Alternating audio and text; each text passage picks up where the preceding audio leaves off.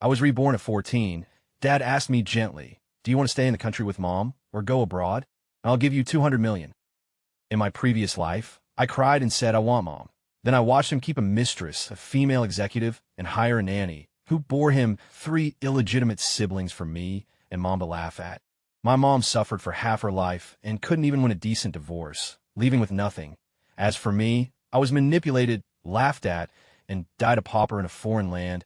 Even my plane ticket was paid for by friends. This time, I smiled and signed the agreement. I'll take the 200 million. It's not that I'm heartless, but I finally see it clearly. No one in this family ever truly cared about me and Mom. I don't want to be that weak and pitiful person again. This life, I will earn money, protect my life, and play the game myself, my own mother. When I win big, and she doesn't need to ask for help, I will personally bring her home. I was reborn at 14. Dad had just come home from a board meeting, impeccably dressed in a suit and tie. He sat on the sofa in the study of the old Lin family mansion, with an agreement placed beside him. I stood before him, my school uniform crumpled, my hair a mess, just back from tutoring class, looking like a middle schooler who knew nothing about family affairs. "Duke," he called my name gently.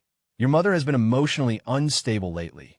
You can choose to continue staying in the country with her or go abroad to study at a school you like. After you graduate and come back, I can give you some of the company's shares to manage as a trial." He spoke sincerely and gently, like an understanding father. "I've already prepared the living expenses for your time abroad, 200 million, deposited into your personal account for you to use at your discretion." In my previous life, I was stunned when I stood in this position. 200 million, so much money. It was indeed a lot of money, but now I know it was just asset transfer. Mom sat on the sofa in the living room, saying nothing, her eyes red-rimmed. I cried and tore up the agreement, ripped it to shreds, and threw it in front of my dad, shouting with red eyes, "I want Mom." I really thought I had one back then. Looking back now, I was so foolish that year I naively chose to stay with Mom. And what happened? In less than 6 months, Dad still sent me abroad, placing me in the female executive's home in America, saying it was to broaden my horizons and cultivate the next successor. I became the only person in that villa with no support. Eventually, even the nanny could boss me around. The female executive's twins seemed harmless, but they were actually Dad's illegitimate children, wild and untamed. In the end, they even fought for the family fortune when I had treated them like my own siblings. As for me, no one remembered that I was the eldest son of the Lin family. Mom was still in the country, alone in the old house, desperately contacting schools, learning English, hiring lawyers, trying to bring me back. She thought she was the legal wife, thought she still had the right to speak up, until one day, she received a lawyer's letter saying the property rights were to be revoked. She didn't move out. She sat in the empty living room, not even willing to boil water, eating cold food, saying, "I'll wait for Duke to come back." I heard her opening a bottle of pills on the phone and realized she was so depressed that she was afraid to sleep. I graduated at 19. My first job was mopping floors in Chinatown in Melbourne. My second was washing dog cages in a wealthy family's home. The day my mom was admitted to the hospital, I was handing out flyers in a parking garage. The doctor called from overseas and said, "She tried to jump off the building 3 times tonight, but we don't have your father's authorization, so we can't arrange for compulsory treatment." I stood downstairs from the hospital, the phone pressed to my ear, but I couldn't say a word. The last time I saw her was 5 minutes before the cremation. She couldn't hear me calling her anymore. At that moment, I realized she hadn't lost to Victor Lin. She had lost to me. The son she had spent her life protecting was not strong enough.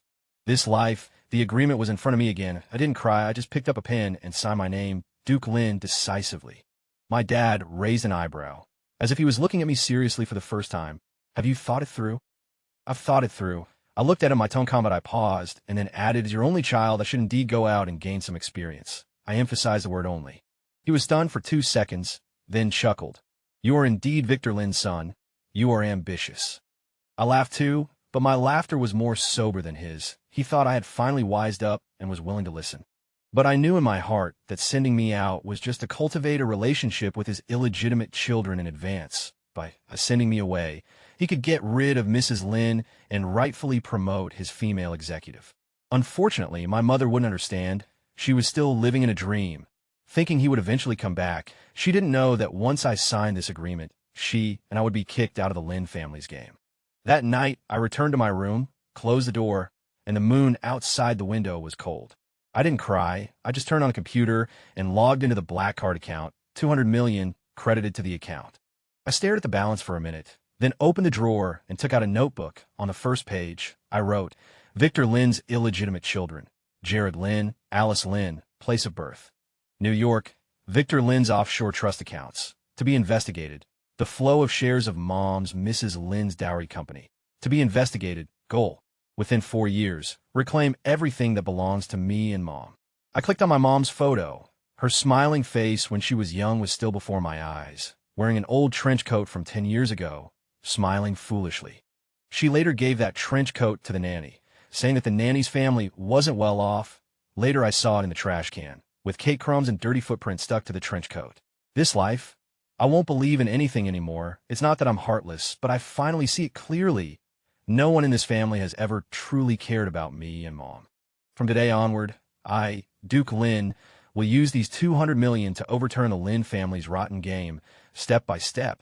The night I signed, the sky was very dark, but the living room light was still on. As I went upstairs, I looked back from the stairwell and saw Mom still sitting there. Her eyes were as red as freshly peeled shrimp shells, and she was clutching the pencil case I used as a child. My name, spelled out with stickers, was on it. Duke Lynn. She looked like she wanted to say something, but she closed her mouth, lowered her head, as if in a daze, or trying to convince herself. I didn't say a word, turned and went back to my room. The moment the door closed, my ears were instantly quiet. But my heartbeat was deafening. I lay in bed, closed my eyes, and counted to 500. The moon outside the window didn't move, and she didn't sleep either. I heard rustling sounds from her room, the light clinking of medicine bottles, the sound of a glass falling to the floor, and a self-whispered sentence so soft it was almost inaudible. He's changed. Of course, she didn't know that what I'd changed into was a lifetime of regret and tears. At 2 a.m, I snuck downstairs. She was still sitting on the sofa, leaning against a pillow, her eyes open like a battery-drained doll. I walked over and put a thin blanket over her. She seemed startled and looked up gently. "You not asleep yet?" Her voice was hoarse, like trying to find an echo in a pile of sand. Writing applications, I paused, telling a small lie. She nodded. I looked at her, and she looked at me, as if trying to see a little softening, a little hesitation on my face. But I didn't. The hope in her eyes faded away little by little, like the last rain of summer. She asked me in a hoarse voice, "Are you blaming me?" "No," I said. She gave a bitter smile. "Your father didn't just suddenly give you 200 million. He didn't want to send you abroad. He wanted to send you away." "I know." She looked up at me, her eyes frighteningly bright. "Then why did you still sign?" I didn't answer because I couldn't explain to her, explain how she lost the last time I experienced it, explain that if I didn't leave now, it would be too late for me. She clenched the photocopy of the agreement, and tears fell on the paper with a snap, as if nailing me to the spot. "It's not that I didn't try hard," she murmured. "I really tried my best to hold on, but he never intended to let me win." At that moment, I really wanted to hug her, wanted to tell her that I would protect her for the rest of my life. But I didn't move. I just watched her curl up on the sofa little by little, wiping away tears while biting her lip, living like a child who had been kicked out of the house. My chest tightened, but I couldn't be soft-hearted. I knew that in my past life, it was from this one hug tonight that I fell into the emotional mire again. I followed her emotions, and the result was that she finally jumped off a building, and I had to work part-time to save money for a plane ticket just to come back home. This time, I couldn't be soft-hearted again. I turned and went back to my room. At 4:30 in the morning, she finally fell asleep, but I wasn't sleepy at all.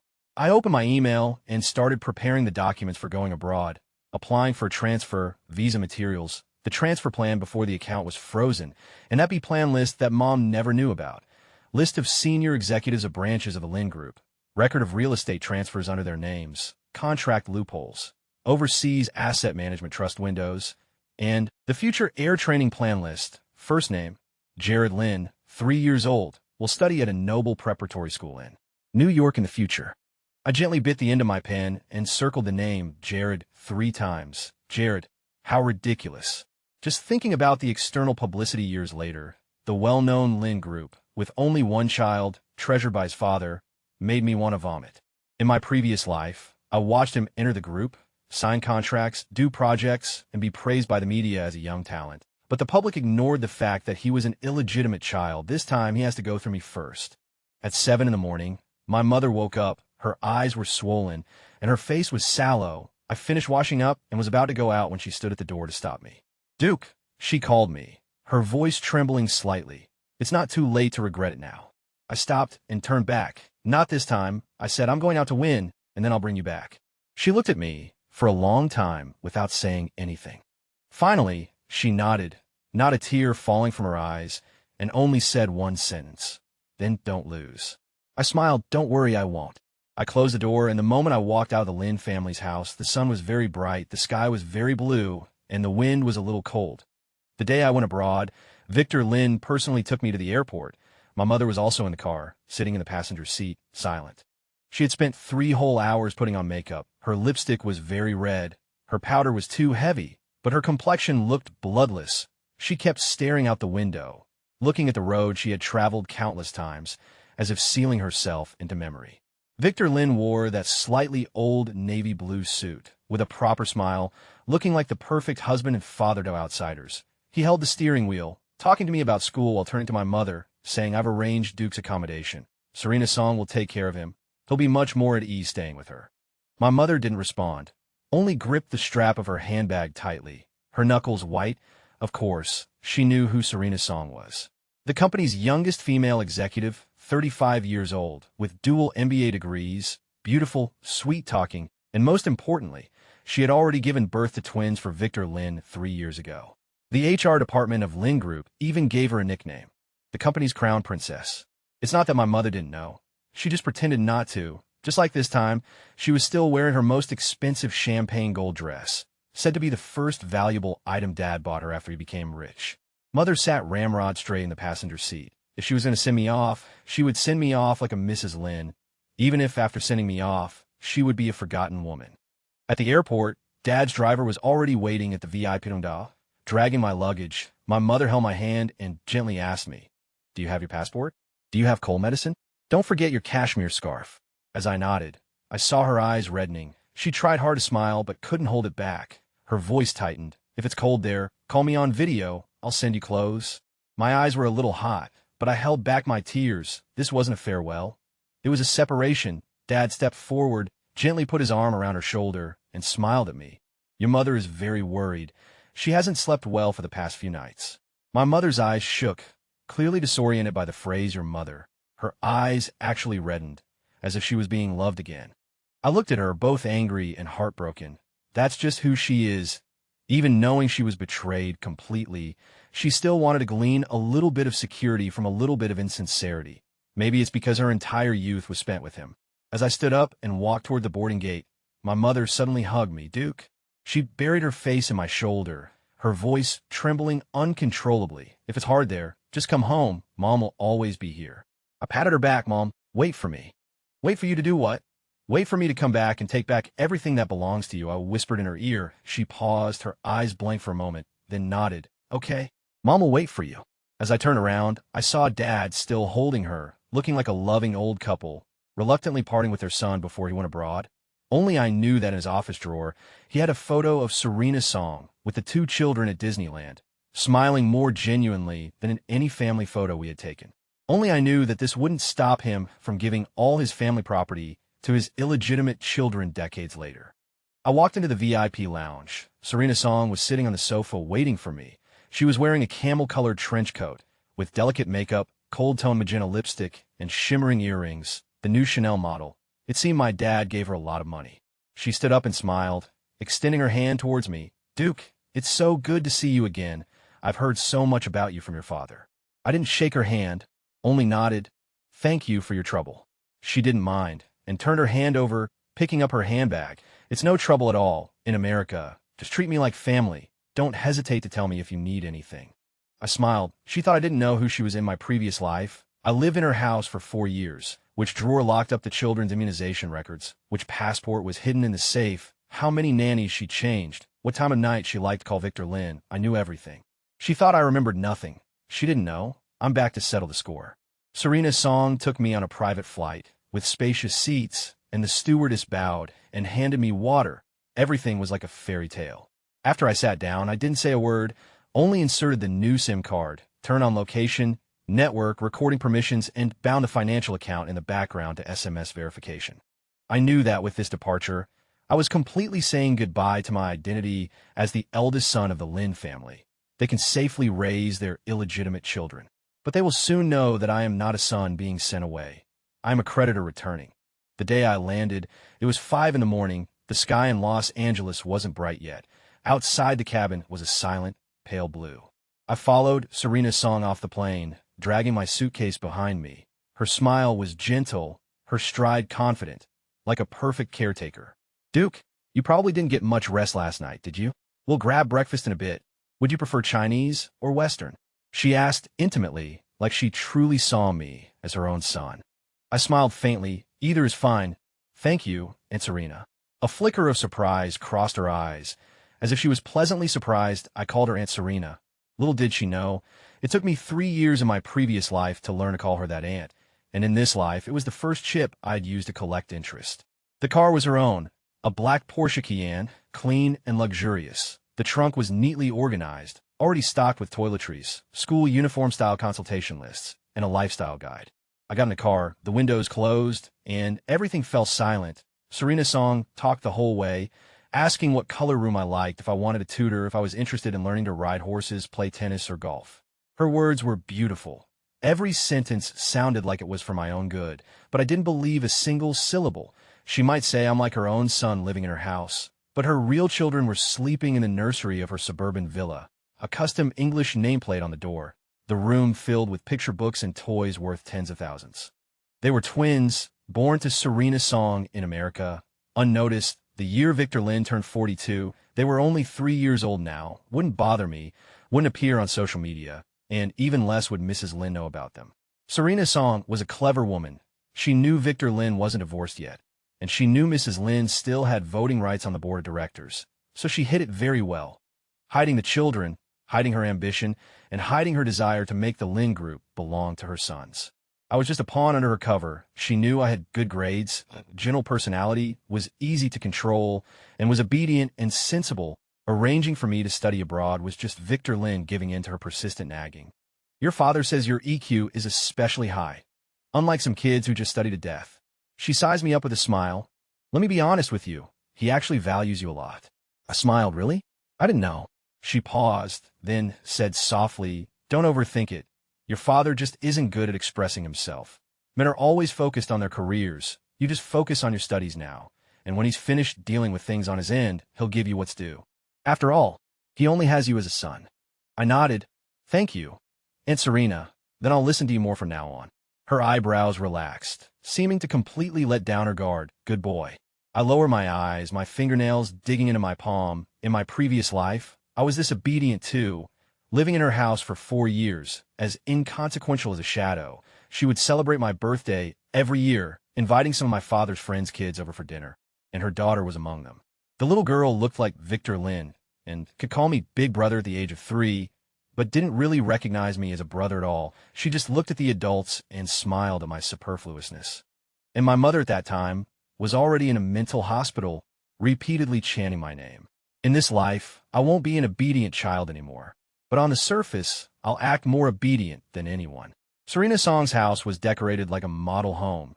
Even the tableware was limited edition. She arranged for me to stay in the guest room, with a view of the pool outside the window and a Welcome Duke sign on the sliding glass door, like a long-planned, lavish welcome. When I came out after showering, I saw that she had already prepared my enrollment materials for tomorrow and had thoughtfully printed out a school introduction and course schedule. "Get some rest early and adjust to the time difference. I'll drive you to school tomorrow. Someone should be there with you on the first day," she said softly. I nodded. "Thank you, Aunt Serena." She smiled with satisfaction.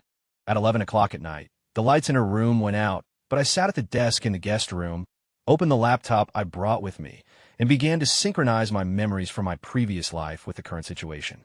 I stared at the screen for a long time, until the moon rose outside the window, and the night was like water. In this life, I'm not here to live as a dependent.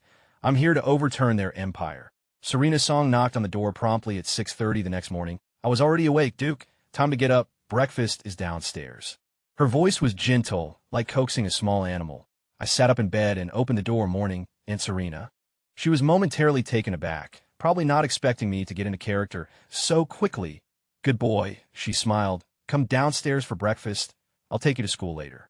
There was milk, sandwiches, cereal, and a neatly sliced fruit salad on the table. As I sat down, a small shadow darted out from the living room. Mommy hug. A little girl, Alice, threw herself into Serena Song's arms, her voice sweet enough to pickle someone. I looked over. She was wearing pink pajamas printed with Daisy Duck. Her hair was soft, her eyes were timid, and there was a bit of milk stain on her lips. I realized that her eyebrows and eyes were somewhat similar to my father's. She looked up, saw me, and immediately fell silent, her eyes darting over me as she quietly asked, "Who is he?" Serena Song stroked her hair. "He's your brother, Duke." "Brother?" Alice tilted her head and looked at me again. "Why don't you look like me?" I lowered my head and smiled gently. "Because my mom and dad are different from yours." She bit her straw and nodded as if she understood, but only I noticed a hint of displeasure in Serena Song's eyes. At that moment, a little boy, Jared, also came down the stairs, hugging a very cute rabbit doll. He didn't say anything, just stood on the steps and looked at me, his eyes as wary as a cat's. I smiled at him. "Good morning, Jared." He ignored me, just held the rabbit a little higher, as if declaring his ownership. Serena Song looked slightly embarrassed. "They're a bit shy. Don't mind them." "It's okay. Take it slow," I said with a smile. "They're still young." I scooped a spoonful of cereal, lowered my head, and took a sip, hiding the turmoil in my eyes. Serena Song wasn't even trying to hide it. Perhaps she really thought I was stupid. Both children had Victor Lin's surname, and she was still saying that the children's father was working abroad. In my previous life, I had breakfast like this, watching one of them call her mommy, and the other ignore me. For 4 years, I went from being a brother to an unwelcome member of the Lin family, then to a guest, and finally not even a guest. My school enrollment was inexplicably canceled, and I had to go through their approval process to apply to return to China. Not this time. This time, I will make them hand over their future willingly. Before Serena Song took me to school, she didn't forget to pull the 2 children over and say, "Come on, say goodbye to your brother." "Goodbye, brother," Alice chirped, waving. Jared didn't say anything, just quietly. I looked back at them, smiling and nodding. "Goodbye, good kids." That good kids was meant for them. And for Serena Song, I knew she was smart and sensitive. She would notice every glance, every word, even the way I walked. So I had to act even more harmless than she did. When she dropped me off at the school gate, she helped me carry my bag and started nagging again. "The school will provide lunch. Remember to stay hydrated. The climate in Los Angeles is dry. Call me anytime if you need anything." I looked at her gentle features, smiling appropriately, and thought she was a natural actress. I pretended to listen very carefully. "I remember. Aunt Serena, thank you." She nodded in satisfaction. Before I walked into the school gate, her last words were almost whispered in my ear. "Duke, you have to know, in a foreign country, no one can hold an umbrella for you. You have to rely on yourself." I paused and smiled slightly. "Yes, I understand." I walked into the school gate with my backpack, the sun blinding me. Ahead were new classmates, new teachers, new timetables, and a brand new game that I would carefully weave. But I wasn't afraid, because I wasn't here to hide from the rain. I was here to lay mines. At lunchtime, I didn't go home, but went to the nearby library to meet a former classmate from my previous life whom I had contacted in advance, a student studying accounting and who had worked on Lin's North American accounts as a foreign student. "You're saying there were fake accounts in Lin's America's acquisition?" I asked in a low voice. He nodded, his eyes darting around. "I don't want to get too involved. I was just asked to modify 2 invoices. It's definitely a money laundering channel. I dare not say who." I took out a business card with the logo of a headhunting company he would be contacting in the next 3 years. "I know who will be checking your future resume, and I also know which company you'll be interning at after graduation. Whether you can get hired depends on how much you say today." His face turned pale. "Who exactly are you?" "I am Victor Lin's son from the Lin Group," I said slowly. "The legitimate Dichu, born of the legal wife, Mrs. Lin's son." He didn't hesitate and sent the 2 hidden fake accounts to my email. As I received the files, I couldn't help but smile. In this life, I will no longer be obedient, nor will I be slow. I will use every rule they taught me to nail them one by one to the table. When I come back that day, I will let Victor Lin, Serena Song, and her little crown prince and princess know. I am not a pawn they hid in America. I am the hunter they raised silently. The days in America flew by, and I was completely immersed in my busy studies. Besides school courses, I also learned a lot through my identity as the eldest son, Duke. I have to admit, Serena Song took good care of me. At least on the surface, I lived in a guest room that she had carefully arranged, with my favorite cream-colored curtains, a freshly stocked desk with daily planners, and a fully stocked refrigerator in the kitchen. She was always there to pick me up from school on time. Just like a real mother, she was also very cooperative with what I needed to learn. She had to be. After all, according to my previous life's trajectory, the capable, silly older brother was paving the way for her son. She never gave me a bad look, and even often praised me for being independent, intelligent, and well-mannered in a knowing tone, and often introduced me to others as the future successor of the company. Sometimes I had to admire her acting skills. Even more natural than Serena's song were the twins. They had completely taken me as their one and only older brother, Duke. Every night, Alice insisted that I tell her a bedtime story. Jared had to have me arrange his toys before going to bed, and liked me to carry him to wash his hands. They were as dependent on me as vines clinging to a tree, cautious yet giving it their all. But I knew they weren't doing it out of love. It's just that they were still young. They didn't know who I was, didn't know that I wasn't a family of three with them, and didn't know that as they slowly grew up, Serena's song would personally pull me down from this older brother position little by little until I was trampled in the dust. But now, I'm not in a hurry. The more they love me, the more it will hurt in the future. I painted with them, played the piano, read English picture books, and played role-playing games in their eyes. I was the best, gentlest, and most considerate older brother. They called me brother, and even argued with other children in kindergarten, saying, "My brother is the most handsome, and he will protect me." I always smiled and patted their heads. Of course, brother will protect you for the rest of your lives. I wasn't lying either. I will protect them until they know how their mother protected my mother. In the evening, I curled up on the sofa doing homework, and a business interview program was playing on TV. A familiar logo flashed, and the host said enthusiastically, "Today we have Mr. Victor Lin, chairman of the Lin Group, as our guest. Welcome." The camera zoomed in. My father was still wearing that well-tailored suit, with a gentle smile, sitting properly in front of the camera. I stared at that face for a few seconds, so familiar that it reminded me of when I was a child watching Big Windmill in the living room. And he touched my head and said, "Duke, you must go to Tsinghua University in the future." The host smiled and asked, "Mr. Lin, I hear that you have a happy family and a son, Mr. Duke Lin, who is said to be studying in the United States." My father nodded, his smile unchanged. "Yes, I only have one child." The host joked, "Oh my, so many industries, such a large business. Mr. Lin alone has to take over. The pressure must be immense." My father paused slightly, his smile momentarily unnatural. "Well, yes, but I believe he can do it." I sat up straight, staring at that familiar face on the screen, the corners of my mouth slightly raised. This is Victor Lin, facing the camera. He was still as perfect as ever, impeccable. But I saw a hint of hesitation in his eyes, a hint of guilt, the kind of subconscious dodging only I could understand. He wasn't reluctant to let me take over alone. He was eager to tell the world, "Actually, I have another son. The real heir is not him." I turned off the TV and sat in the darkness for a long time without moving. Until the phone screen lit up, it was a reminder sent from China. The board of directors' quarterly meeting live broadcast is about to start, and the Lin Group plans to launch the next round of overseas mergers and acquisitions. I clicked into the live broadcast room and entered the hidden permission password. On the screen were contracts, gambling clauses, capital flow reports, and pages of speeches by Lin's senior executives. I glanced at the list of executives, the corners of my mouth curled up again. Serena Song's name was prominently listed. Her title has been upgraded to Global Strategic Executive Advisor, and she's a core member of the overseas M&A team. Everything is as in my previous life. She systematically climbed up, appeased me, pretended to be a benefactor, and did everything flawlessly. And I, on my side, systematically pressed the sync button, saving all the meeting records to my private cloud drive, including the internal employee performance appraisal form she submitted last time. She personally signed and recommended that the voting rights of my mother's nominal shareholding in the group be included in the historical legacy issues to be resolved. I laughed. She was acting, I was acting too. It's just that our scripts are different. She thought I was a horse that could be led away by putting on a rein, but I was just waiting for her to run faster and faster so that I could kick her down to the bottom. At 2 o'clock in the morning, I sat at my desk, the light hitting the laptop, and the screen showed a list of names, information, and time points. I wrote a line.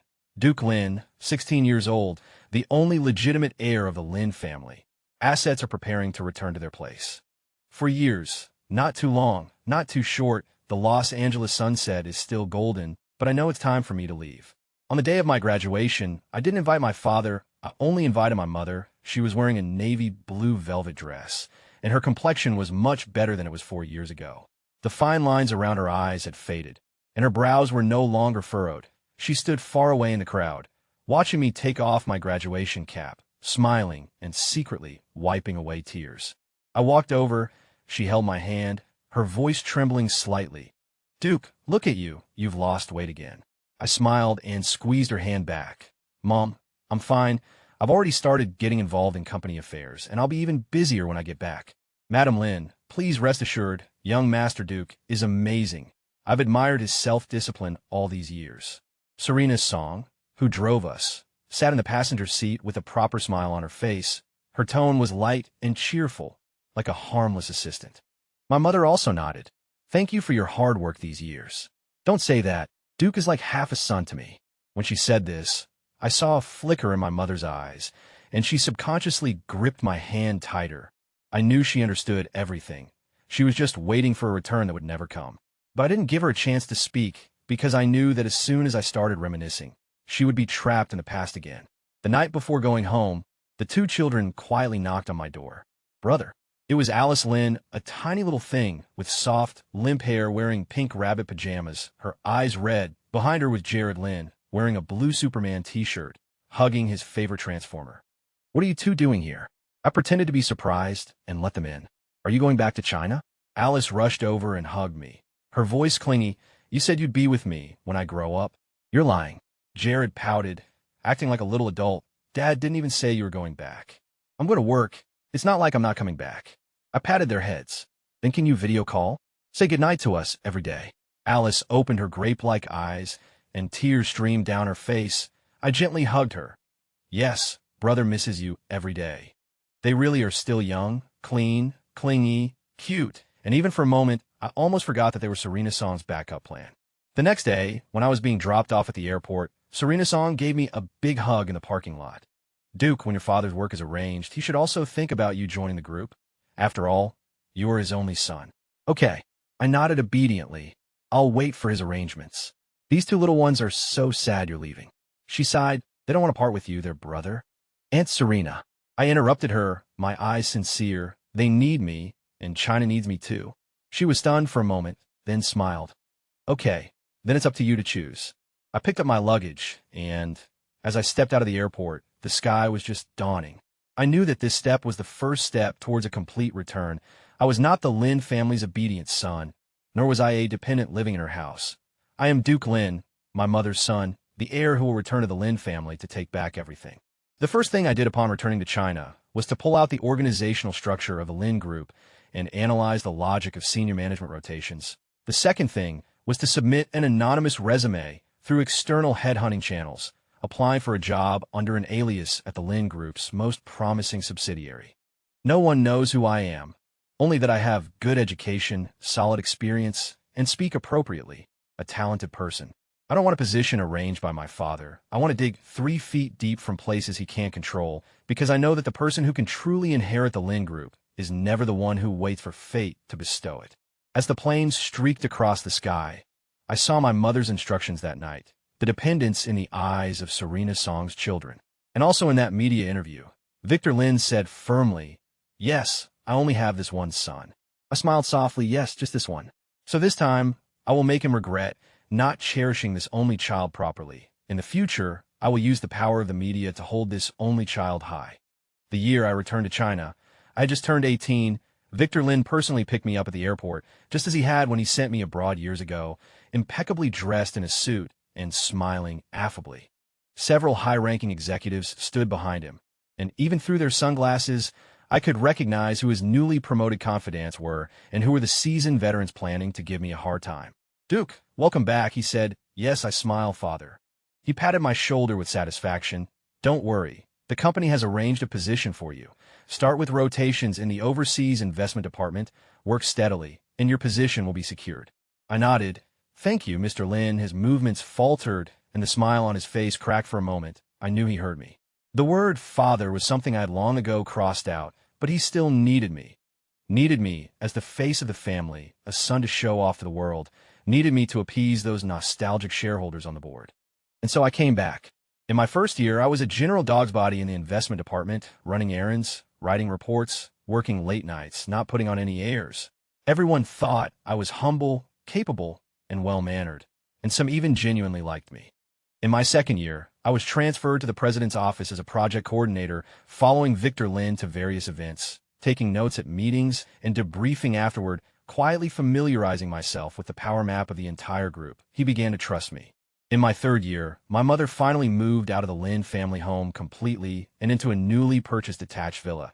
She became quiet, clean, and thorough, as if finally letting go of everything.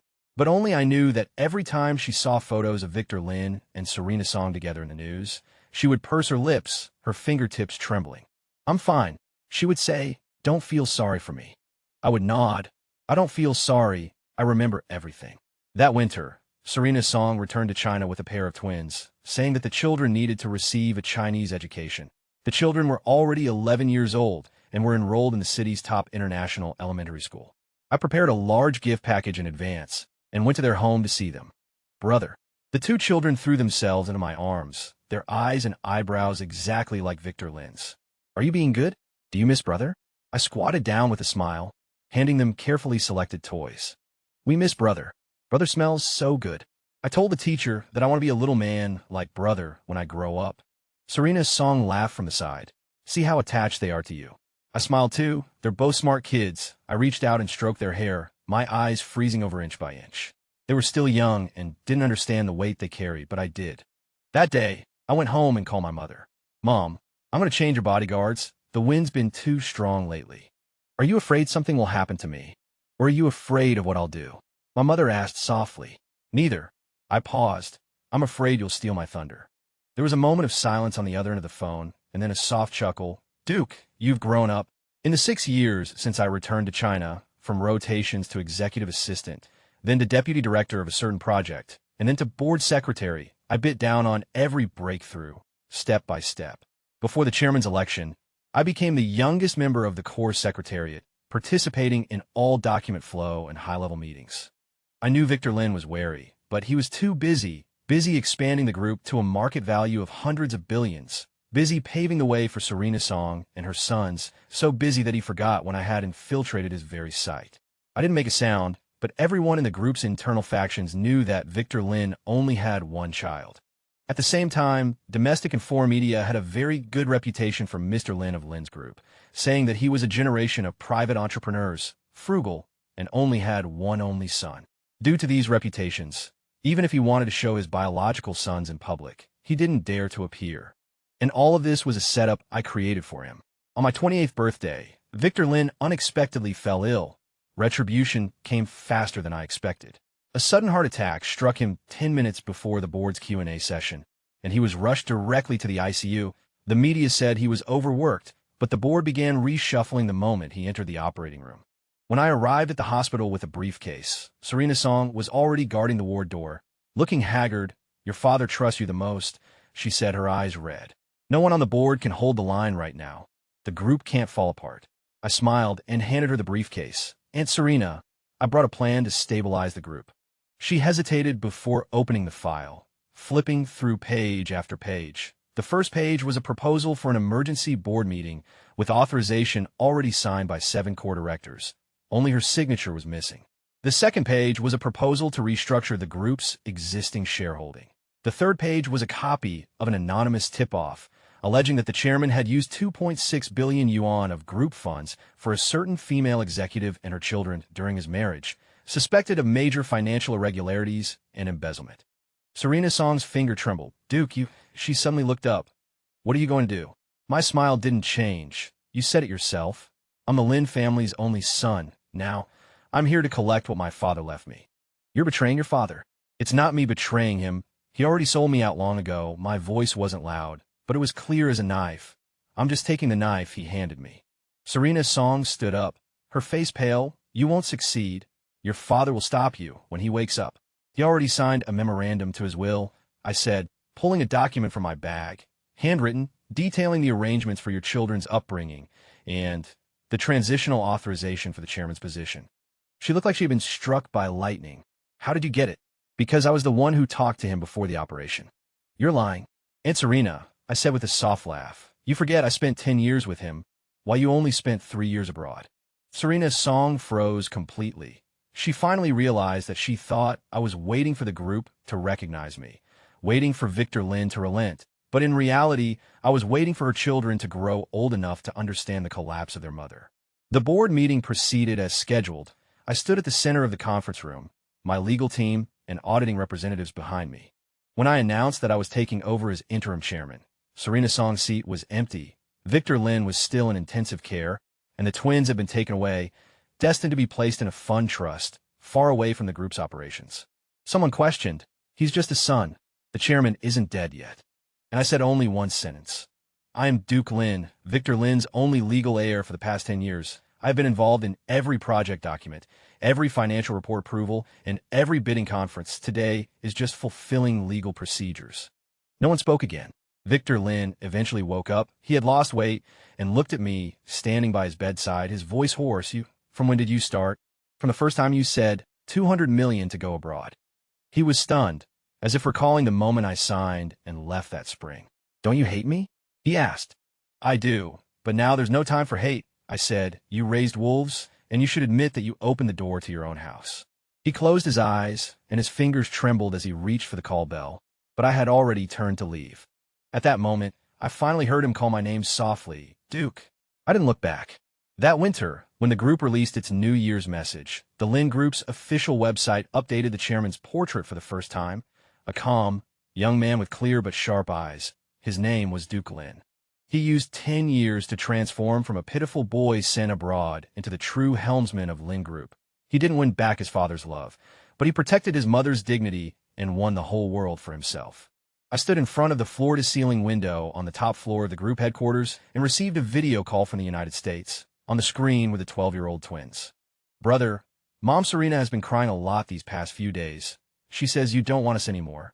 I paused slightly, then said softly, don't worry, your brother will always be here.